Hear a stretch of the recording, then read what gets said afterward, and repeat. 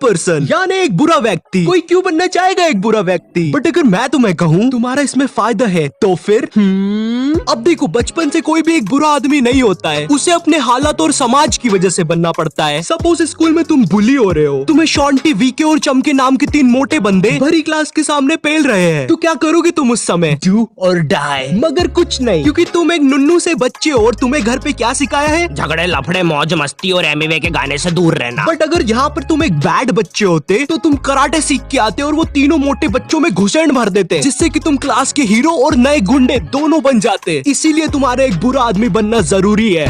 Rule number 1, एक bad person अपने साथ बुरा करने वाले पे घुसेड़ भर देता है। सेल्फिश, क्या होता है सेल्फिश? बेन 10 की वॉच में सेल्फिश दबाकर एक मछली बन जाना? नहीं, सेल्फिश का मतलब होता है मतलबी, जो बंदा बस खुद के बारे में सोचता है। और आज के जमाने में अगर तुम सेल्फिश हो तो तुम बुरे हो, क्योंकि प्राचीन काल में रहा होगा कोई आदिवासी जिसने कहा होगा साकुरादा नंदताई इस्ती उस्ती नमस्ती।